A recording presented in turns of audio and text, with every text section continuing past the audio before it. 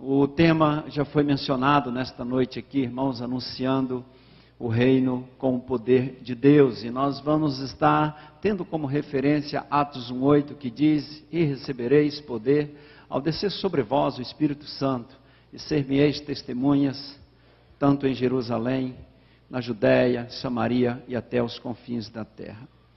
Queridos, eu tenho muita gratidão aos batistas brasileiros. Eu me converti aos 14 anos de idade, no interior da Bahia, numa igreja batista. Também estudei num colégio batista, lá no interior. Aliás, o colégio batista mais antigo do Brasil, Colégio Taylor Regídio.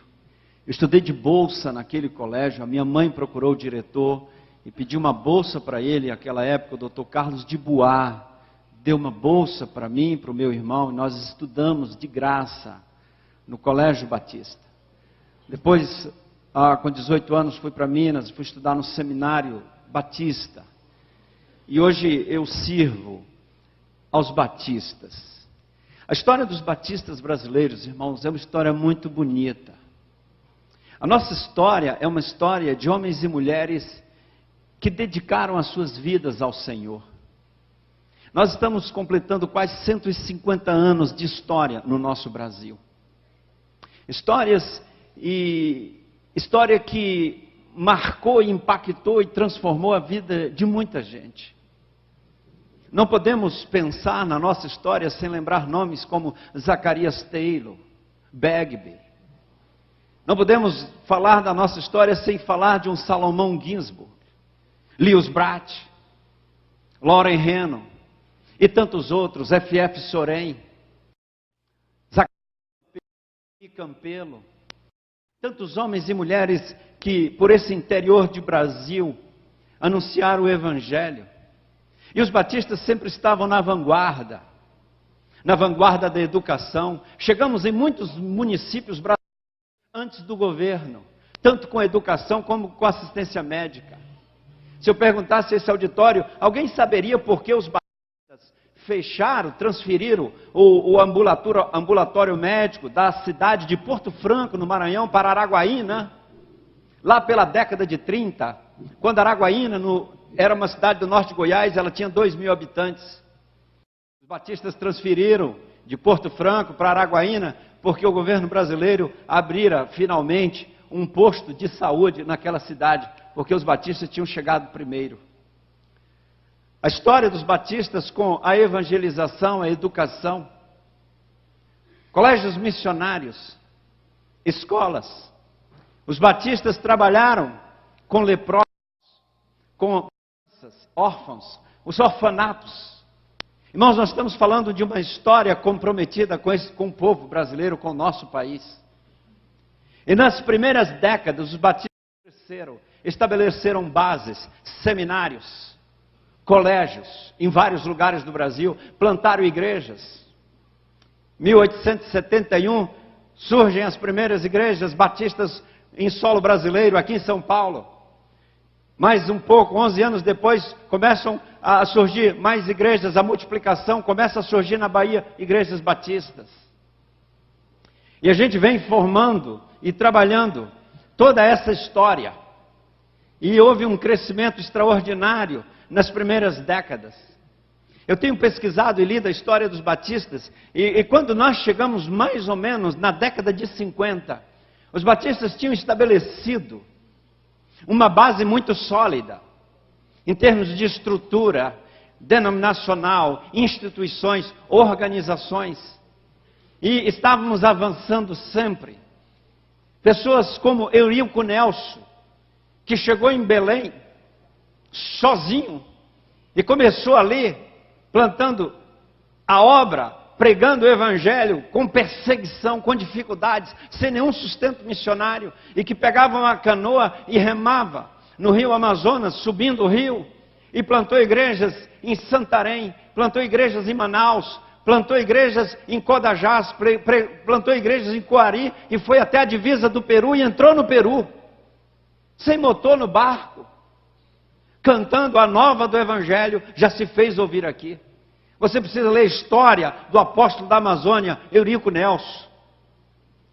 E que hoje as principais igrejas do norte do Brasil batistas foram plantadas por Eurico Nelson, que faleceu em 1939, com 75 anos de idade, uma vida derramada no solo brasileiro pela causa do Evangelho de Cristo Jesus. Noemi Campelo, que morreu em 1928, maio de 28, quando tinha ido para o campo em agosto de 26, casada, ainda de lua de mel, menos de 2 anos no campo, morre e diz para o seu esposo: não saia, continue no campo missionário. Noemi Campelo, a heroína de Craonópolis. É a história dos batistas. Mas, irmãos, depois da década de 50, parece que os batistas atingiram um platô. E daí para frente, parece que nós passamos a existir para manter o que esses pioneiros construíram. E passamos então a manter colégios, seminários, uma estrutura. Passamos a manter as igrejas. E as nossas instituições começaram a formar líderes para manter o que os nossos pioneiros construíram. Passamos a ensinar teologia com um fim em si mesmo. Passamos a formar, a educar nas nossas escolas batistas com um fim em si mesmo. E passamos a ter o peso de manutenção de uma grande estrutura. A nossa preocupação era sempre: e quem pode administrar tudo isso? Onde encontraremos bons administradores para isso? E quando os nossos irmãos americanos começam a retornar, nós ficamos com toda essa estrutura e algumas não demos conta de manter, e infelizmente já não as temos conosco, e que nos trouxe grandes prejuízos, não somente financeiros, mas também em termos de expansão da obra do Senhor. Eu vejo a obra batista nesse país, irmãos, em 2 momentos. Um momento de grande empreendedorismo, de grandes desafios. E depois chegamos num platô, e aí vivemos um momento de manutenção. Eu queria tentar representar isso graficamente com um PowerPoint. Queria que me ajudasse na projeção. Nós batistas, esse gráfico eu aprendi com o meu professor de mestrado. É um gráfico que a gente usa para analisar as situações das organizações, das empresas que têm um ápice e depois entram em declínio. Mas nós começamos a nossa história porque nós tínhamos uma missão. E a nossa história, ela é baseada na missão. E a nossa missão nos remete para a grande comissão: fazer discípulos. Porque quem chegou aqui veio pela missão para multiplicar discípulos, para fazer discípulos, impulsionados pelo que o Senhor Jesus tinha dito lá no início da história da igreja: assim como o Pai me enviou, eu vos envio. A gente vem nesta tradição, nessa corrente, nessa chama. E começamos como povo batista focados na missão. Essa missão nos deu uma identidade. A missão nos dá uma identidade. E essa identidade, esta missão nos dá uma visão de conquistar a pátria para Cristo, de chegar a todos os cantos com o Evangelho, levando a graça de Deus, a compaixão, na mesma perspectiva, na mesma ótica de Atos 1:8. Na total dependência do poder de Deus, a alcançar todos, em todos os lugares, como o Evangelho, porque Ele morreu com todos. Essa missão, essa identidade, essa visão, nos deram uma estrutura. 3 datas fundamentais para nós batistas: 1871, 1882, 1871, a primeira igreja batista em solo brasileiro, aqui em São Paulo, em Santa Bárbara. A outra data, 82, começa o processo de multiplicação de igrejas no Brasil, quando os missionários seguem para lá, as 2 famílias missionárias seguem para Salvador, com mais o irmão Antônio. Irmãos, Antônio Teixeira de Albuquerque. Essas datas são preciosas. 1907, há 110 anos, julho de 1907, os batistas se organizam em convenção, organizam a Junta de Missões Nacionais, a Junta de Missões Mundiais. Em 1908 vem o Seminário do Sul, os colégios batistas lá no Rio de Janeiro, e a obra começa a avançar. E nós tínhamos alguns pontos de referência em toda essa história, alguns pontos que nos marcavam, nos caracterizavam. Enfrentamos muitas lutas. O Brasil não tinha uma infraestrutura de transporte, de cidades por esses interiores, pelos chamados sertões do Brasil. Muitos dos nossos andaram a cavalo. O missionário Luiz Brat saiu do Rio de Janeiro numa viagem de mais de 200 dias, 276 dias. Fez 950 quilômetros de trem, 1.100 quilômetros de trem, 950 quilômetros a cavalo. E não sei quanto de canoa e de barco, para alcançar vários lugares do Brasil, com muita perseguição, com muita dificuldade. Alguns dos nossos foram mortos, perseguidos nesse país. Fomos apedrejados. Mas o nosso povo tinha pontos de referência. A oração, e aqui não preciso falar de oração nesse congresso, nesta assembleia, porque o tema oração está extremamente sendo tratado de forma extraordinária, irmãos, aqui pelo Espírito de Deus, usando o pastor David desde ontem à noite e hoje pela manhã. A oração marca a nossa história, a cooperação. Leia a história dos batistas, os nossos pioneiros, o espírito de cooperação, a evangelização, o discipulado, a formação de líderes, missões. Esses pontos é que permitiram, esses fatores, ou essa agenda, dentro desta visão, desta identidade que projetou uma visão, permitiu que nós crescêssemos e nos estruturássemos. E não me diga que não, eles tinham muito dinheiro, não tinham. Conheço tantas histórias, gente simples que ofertou, igrejas rurais, e a obra se multiplicou. Nós atingimos um platô lá pela década de 50. E aí que vem o perigo, irmãos.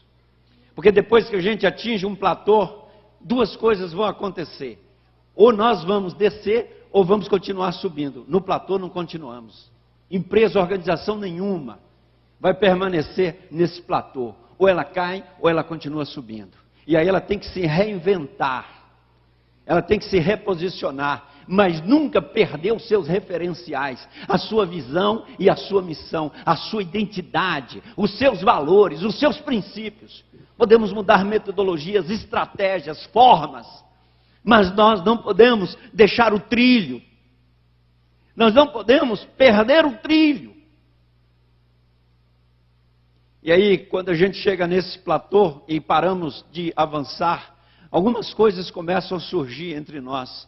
Primeiro vem um saudosismo, vem uma melancolia, começamos a olhar para o passado, tentar achar alguns culpados, relembrar, chorar um passado, comparar com o presente. E isso vai promovendo questionamentos, e que vai gerar polarização, divisões e finalmente a queda. Isso é um diagnóstico natural em qualquer organização, seja de qualquer ramo, de qualquer setor. E às vezes vivemos isso. E não damos conta dessa manutenção. E nós temos que entender isso. O tempo que nós estamos vivendo, irmãos, como batistas do Brasil, é um tempo muito precioso. Porque nós precisamos avançar. E esse tempo com a igreja multiplicadora, essa visão de igreja multiplicadora, irmãos, não é uma metodologia de igreja, não é um novo modelo de igreja para nós batistas. Nós batistas não precisamos de uma nova metodologia, nem tampouco de uma nova, modelo de igreja. O que nós precisamos é voltar às nossas origens e resgatar os princípios que marcaram a nossa história e que são fundamentados na palavra de Deus. A oração, a evangelização, o discipulado, a formação de líderes, a plantação de igrejas, compaixão e graça. Essa é a história, é a identidade, é a missão, é a visão dos batistas, a multiplicação de discípulos. O que nós precisamos é resgatar, e o que nós temos trabalhado como Agência Missionária dos Batistas, como missões nacionais, ao longo desses últimos anos, é essa busca de resgate. Igreja multiplicadora é resgatar aquilo que nós temos como identidade, princípios que nortearam a nossa história e que nos trouxeram até aqui. E se nós abandonarmos esses princípios, a nossa trajetória será descendente e nós não avançaremos.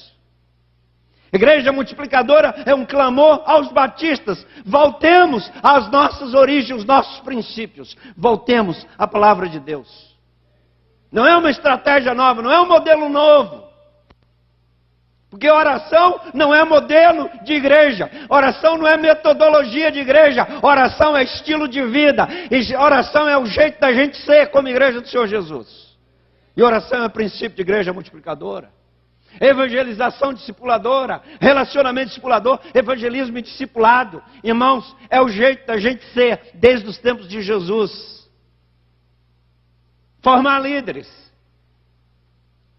Agir com compaixão e graça, plantar igrejas. É o jeito da gente ser.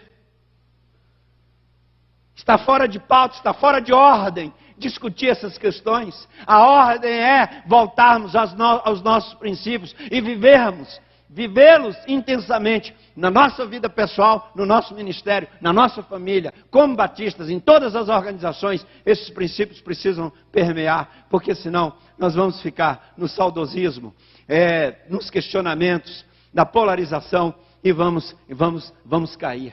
Vamos ficar buscando os culpados. E nós, irmãos, temos que virar essas páginas do passado. Às vezes algumas assombrações do passado estão sempre presentes na nossa fala, na nossa mente. E nós temos que virar isso.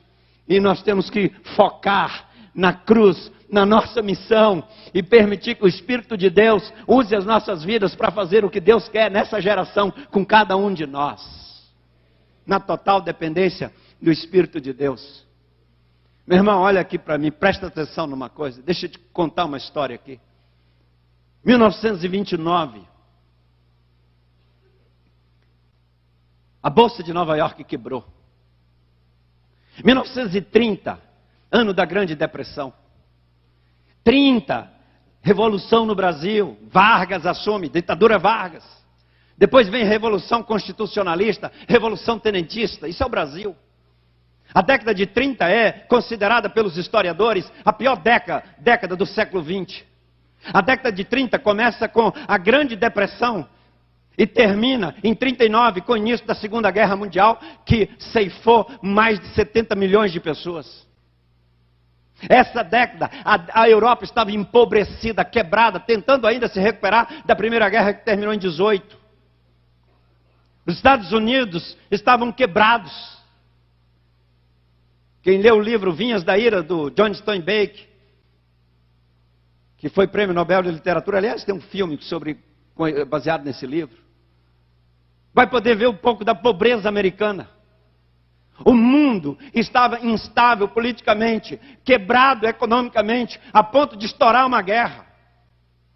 A década de 30 foi uma década muito difícil. E o Brasil vivia instabilidade econômica, instabilidade financeira. O Brasil tinha lá pouco mais de 4, 5 commodities. E uma das principais, o café, quebrou lá fora. A exportação do café quebrou. E o nosso país vivia instabilidade política, revoluções, a economia quebrada. E foi na década de 30, a década que os batistas mais cresceram nesse país, onde as ofertas missionárias cresceram 300% em 5 anos. 5 anos, os batistas plantaram mais igrejas, enviaram mais missionários, abriram várias escolas e abençoaram, abriram orfanatos, abriram ambulatórios médicos. E nós nunca crescemos nesse país proporcionalmente como na década de 30, porque não são as circunstâncias que definem o crescimento da igreja, nem circunstâncias econômicas, nem políticas. Quem define o ritmo da igreja é o Espírito Santo de Deus. Quem define o ritmo da igreja, quem define o ritmo dos batistas, não é Brasília, Quem define o ritmo dos batistas não é o Banco Central, não é o ministro da Economia. Quem define o ritmo dos batistas, da Igreja do Senhor Jesus, é o Espírito Santo de Deus. Preocupa-me nesses tempos agora, porque eu ouço o pessoal falando crise o tempo todo, crise para lá, crise para cá. Olha, meus irmãos, na época da Igreja do Senhor Jesus, no início da igreja, a igreja, irmãos, era muito pobre, muito financeiramente a igreja não tinha templos, a igreja não tinha seminários, a igreja não tinha senadores eleitos em Roma por ela, a igreja não tinha dinheiro, a igreja não tinha literatura, a igreja não tinha influência política nem econômica, a igreja não tinha nada, mas os líderes eram cheios do Espírito Santo de Deus e ela estava focada na missão, na pregação, no testemunho, no evangelismo, no discipulado, na formação de líderes, e ela alcançou vários continentes, se multiplicou nos grandes centros. E para a igreja dos primeiros séculos não havia crise. Para os batistas da década de 30 não existia crise, porque nós somos o povo de Deus, e o povo de Deus marcha na dependência do Senhor, que provê o maná, que abre o mar, que nos faz transitar no deserto, que está conosco no vale da sombra da morte, que está conosco todo o tempo, até a consumação dos séculos. Nós temos um Deus todo-poderoso, e é princípio nosso viver a nossa fé na total dependência do poder de Deus, e nenhuma crise vai determinar o ritmo do avanço dos batistas brasileiros, porque nós dependemos do Senhor Jesus. Assusta-me alguns líderes que andam por esse Brasil intimidados com coisas que eu não posso imaginar, com desânimo, murmuração, às vezes procurando uma cortina de fumaça para se esconder, quando nós temos um Deus todo-poderoso, que faz coisas lindas, como a vida desses meninos aí. Quantos de vocês que são da Cristolândia, alunos da Cristolândia, quantos de vocês um dia viveram nas ruas? Levante a mão. Quantos de vocês um dia estiveram presos? Deixa a mão em pé. Quantos de vocês praticaram assalto? Deixa a mão em pé. Quantos de vocês dormiram na rua? Comeram do lixo? E quantos de vocês hoje estão fazendo essas coisas? Levante a mão. Nenhum, porque vocês foram transformados pelo poder de Cristo Jesus. Esse é o poder. Não foi o dinheiro que mudou a vida deles, não foi a condição política que mudou a vida deles. Quem mudou a vida deles é esse que está escrito na camisa deles, o nome de Jesus, porque Jesus transforma, e nós cremos nisso. Batistas brasileiros, nós temos uma história. A década de 30 eu tenho lido, pesquisado. É impressionante. Pastor Samuel Mota, em 1939, o diretor de missões nacionais, Dr. Lewis Bratt, que assumiu em janeiro de 1926, a junta tinha um missionário. E logo em agosto de 26 ele nomeou o casal Zacarias Campelo e Noemi Campelo. E quando ele morre, em 1953, a junta tem dezenas e dezenas de missionários, tem escolas, tem orfanatos, a junta tem ambulatórios, e a junta está atuando com leprosos lá no Pará. E a obra avança na década de 30. O planejamento de 1939, no início da guerra, de missões nacionais apontava para um crescimento, triplicar o número de missionários. E ela cumpriu o planejamento de 39, o quinquênio, 39, 40, 41, 42 até 43. Em plena Segunda Guerra Mundial, foi um dos momentos mais frutíferos da Junta de Missões Nacionais da Convenção Batista Brasileira. Você crê no poder de Deus, meu irmão? Pastor, o que está acontecendo com o seu ministério, com a sua família? Você está na dependência de quem? Meu irmão, minha irmã, você que é líder, quem determina o ritmo da sua igreja, do seu ministério? Quando eu leio as histórias de Ginsburg, eles não tinham nada. Leia Um Judeu Errante pelo Brasil. Esse livro é difícil de achar, não existe. Tem que achar cópia de alguém, porque ele não é publicado mais. Leia como surgiu a Igreja Batista em Macaé. Leia a história da igreja lá em Pernambuco. Esses homens, irmãos, evangelizavam, discipulavam, eram líderes, exemplos de oração. Deixa eu passar a ler mais uma transparência para vocês se situarem. Irmãos, eu estou só na palavra introdutória, tá? E o tempo está dizendo que eu tenho 18 minutos ali. Agora, eu ler daqui com essa letrinha ali, só a graça de Deus. Meu óculos para perto, só para leitura. Mas ali está dizendo que em 1946, mais uma campanha altamente patriótica foi... Nome da campanha: campanha de evangelização. Lê o restante.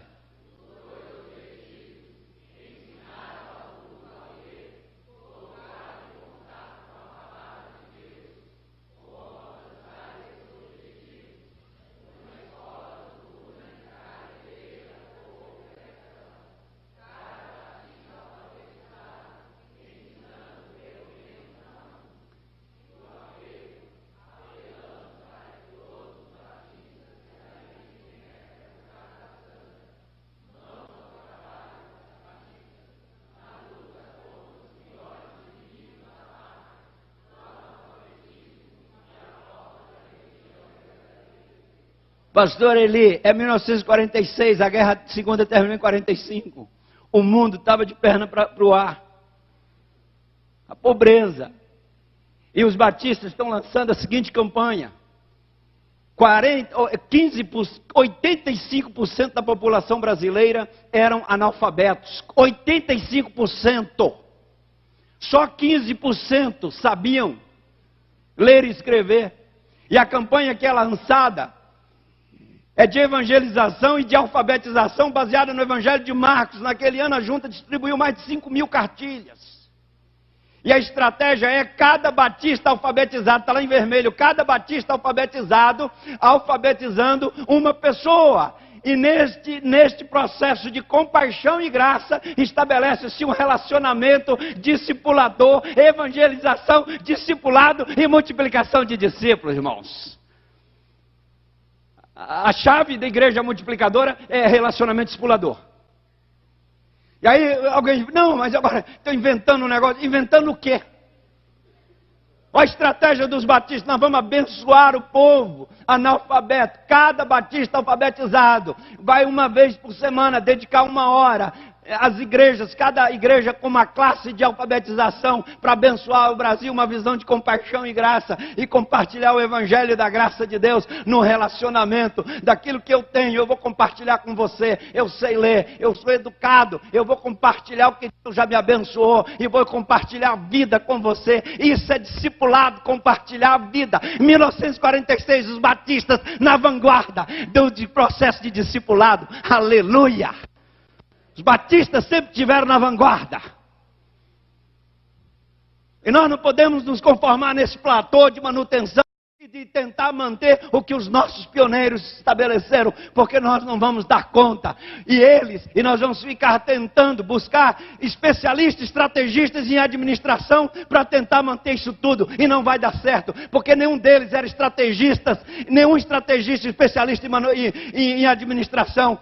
Eurico Nelson não tinha MBA em gestão empresarial.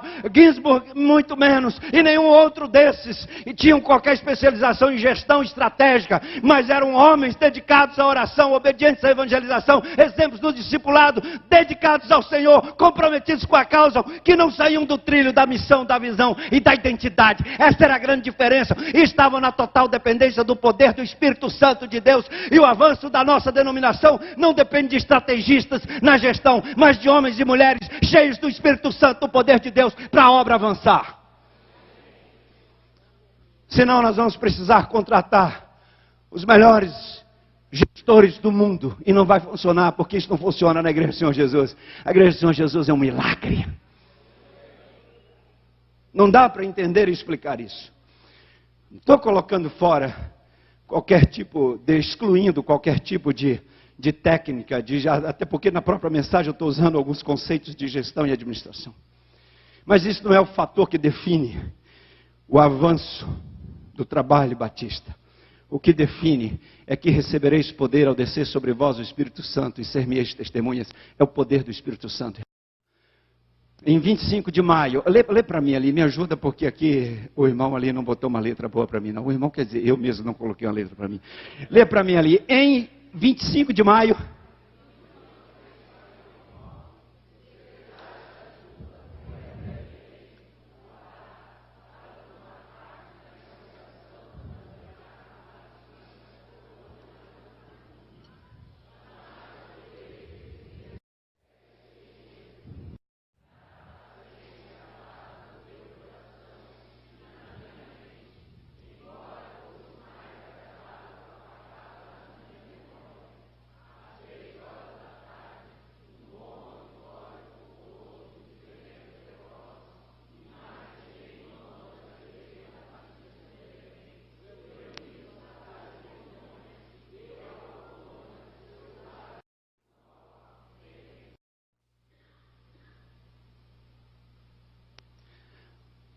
Parece até brincadeira. Um bom auditório com 200 leprosos. Você sabe quem estava na agenda dos batistas nesse tempo? Os leprosos, os analfabetos, os órfãos. O sertanejo que não tinha um atendimento médico e se valia nos ambulatórios médicos, chamado dispensários dos batistas brasileiros. Essa era a agenda dos batistas.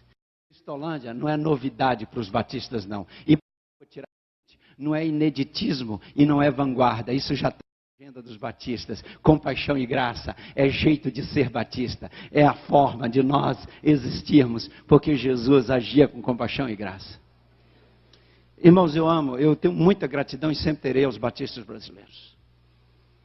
Eu amo o trabalho batista. Quanto mais eu leio sobre histórias batistas, mais eu fico impressionado com os nossos pioneiros. Agora, o meu medo é que a nossa geração, ela se conforme com esse platô. E a gente não dê conta. E o próximo é ser, gente, definhar.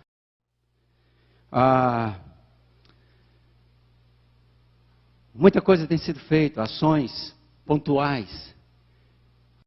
A obra não parou de ser feita. Mas nós precisamos, essa curva da história que o Brasil passa, nós batistas precisamos voltar às nossas origens e resgatar os princípios cristãos, de jeito de ser, do discípulo, da família e da igreja. O jeito de ser. Onde que está o poder? Anunciando o reino com o poder de Deus. E onde é que está o poder? Acho que tem mais uma última transparência ali. Tem não, né? Fala que não tem, que meu tempo... Isso. Eu estou olhando ali, só tem 10 minutos e agora eu preciso de fato pregar a mensagem. Anunciando o reino com o poder de Deus. E onde está o poder? O poder está na vida, no exemplo de oração dos líderes. Eu não vou discorrer sobre a questão oração, porque seria muita petulância da minha parte. Tudo que nós já ouvimos aqui com o Dr. David Earle sobre oração, eu queria falar alguma coisa sobre oração nesta noite. Mas o poder, irmãos, para anunciar o reino, está na oração, não está na estratégia.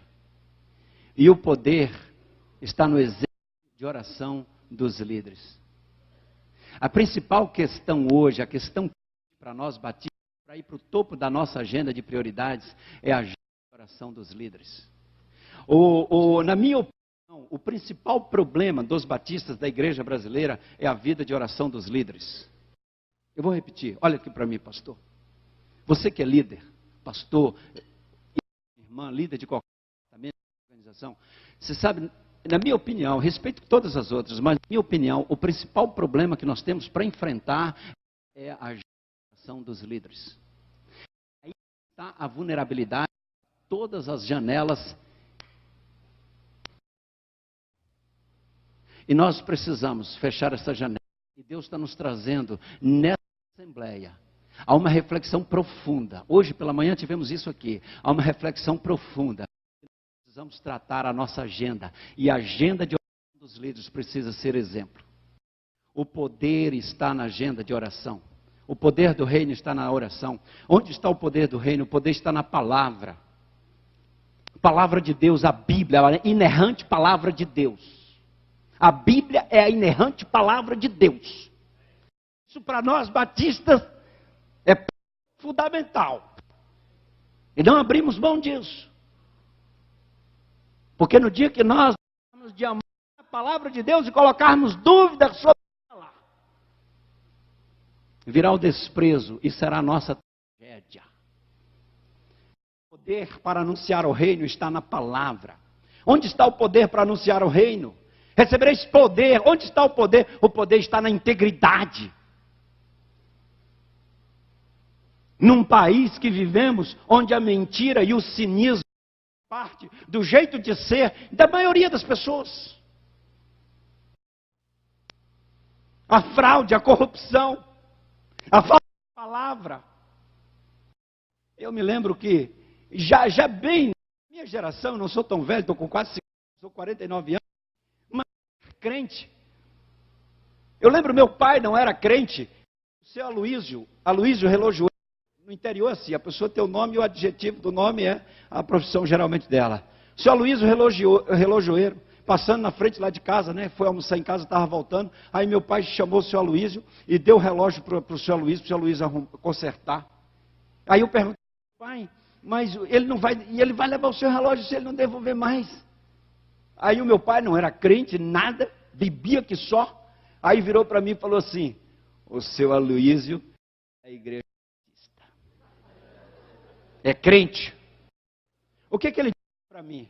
Que crente tem uma intimidade, você pode dar uma coisa para ele, que ele não vai se apropriar daquilo que não é dele. O crente não mente, o crente tem vida de integridade, o crente não é hipócrita.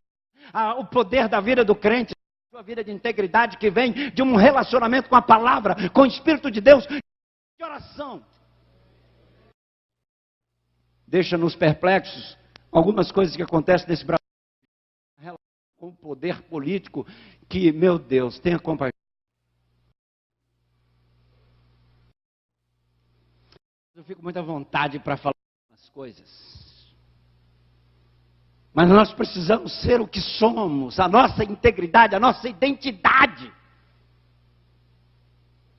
Às vezes, o meio, líder, tesourando, murmurando, procurando defeito, tentando desencorajar, desacreditar o trabalho do outro. Meu irmão, foca no trabalho que Deus te chamou para fazer, depende dele, e não precisa comparar, porque o que vai autenticar o não é o que você vai produzir, o que autentica o seu ministério é a sua obediência e dependência de Deus, porque os frutos do ministério não nos pertencem, é fruto do agir de Deus, e não a glória para nós. A glória é dele, o ministério é dele, o poder é dele, a palavra é dele, tudo é. Importa que ele cresça e que eu diminua. Acabou. E vivemos com crise, comparando, às vezes sofrendo. O que importa é você estar correspondendo com a expectativa de quem te chamou. Não importa se foi para cuidar de 100, de 1000 ou de 100 mil. O que importa é a fidelidade, não importa se Deus te chamou para correr atrás de um carro que descia de Jerusalém para Gaza, que estava lá um eunuco, para você falar para a multidão de que depois você nem ia ver mais. Ou se Deus te chamou para falar no Areópago, lá em Atenas, não importa para onde você foi chamado. O que importa é você obedecer e corresponder com aquele que te chamou, porque a glória é dele.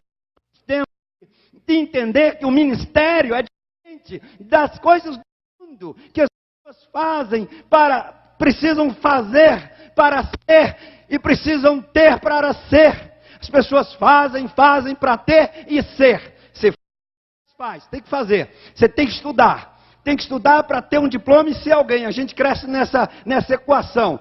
A gente aprende em casa. Você precisa estudar, precisa fazer para você ter, para se formar e tal, e para você ser alguma coisa. E a gente vai para o ministério também. Eu preciso fazer. Dar resultado, aí eu vou ter um nome, e aí eu vou ser uma pessoa importante. Essa equação de Deus é diferente. Primeiro a gente precisa ser para ter e fazer. Primeiro ser cheio do Espírito para ter poder e para fazer a obra de Deus. A equação para nós é diferente do mundo. O mundo precisa para ter e ser. Trabalhei 20 anos na Caixa Econômica Federal. Fui até executivo na matriz. A gente tinha que fazer e produzir, dar muito resultado. Ser alguma coisa e ser alguma coisa. O mercado é assim. Alguém me disse para Brasília, fiquei 10 anos. Alguém diz, Brasília não é para amadores. E não é mesmo. Bíblia é para séria, cheia do Espírito, que sabe as coisas que não podem acontecer na vida de um cidadão de Bíblia, especialmente de um servo do Senhor Jesus. Porque é lamentável o que está acontecendo com o nosso país, irmão. E pior ainda quando a gente tem notícia que tem servos do Senhor Jesus envolvidos nisso. Mas o Brasil vai sair dessa em nome de Jesus, porque tem muito orando. E nós vamos continuar orando. Lembra dos 100 dias de oração em 2012? 100 dias de oração pela pátria. Minutos de oração, todo dia orando e orando. Lá no Seminário do Sul, toda última sexta-feira do mês, agora tem vigília de oração e a Cristolândia vai, a gente para lá. Beleza. Integridade. E aí, nosso é ser e fazer.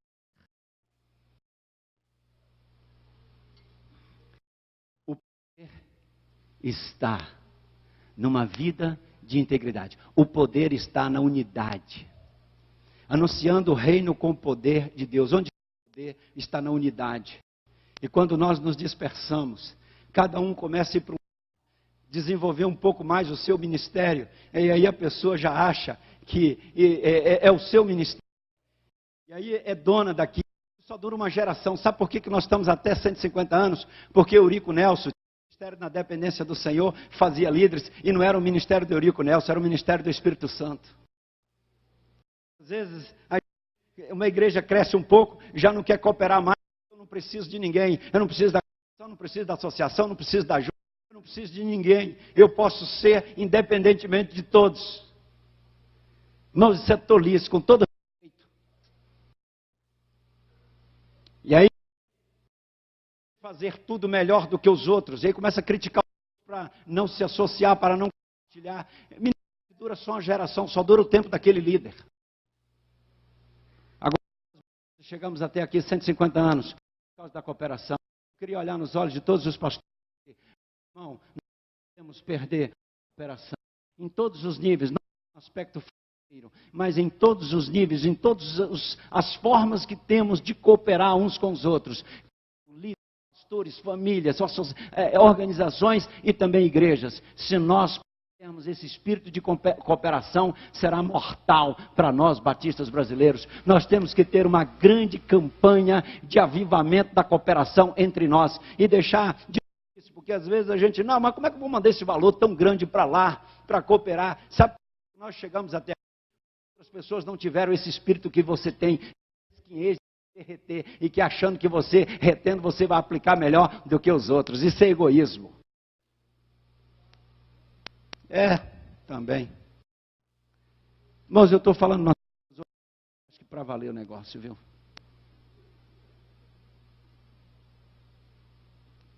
Que podemos fazer melhor do que os outros.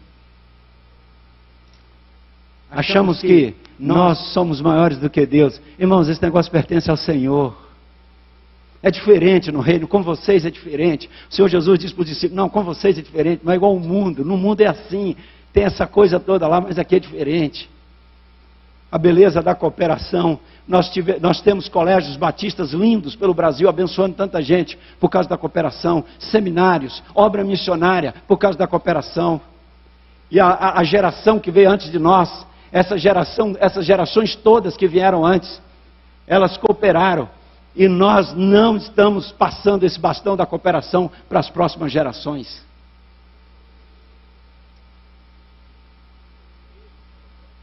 As igrejas, obrigado pastor, me ajudar, as igrejas foram plantadas com a cooperação. É coisa linda, eu estou vendo ali a irmã Silvana lá de Alto Alegre, eu fui pregar nos 100 anos da igreja de Alto Alegre. Li um pouco sobre a história da igreja. A igreja parece que começou com 14 pessoas, pastor Wilson, pastor da igreja, deve estar aqui. Começou com 14 pessoas, debaixo de um pé de árvore.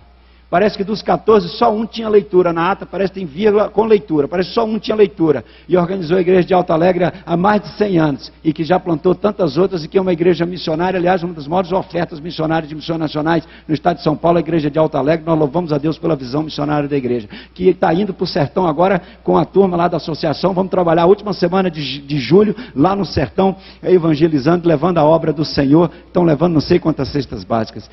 Irmãos, anunciando o reino de Deus com o poder de Deus. 2 minutos, está dizendo ali, e acabou meu tempo. Amém?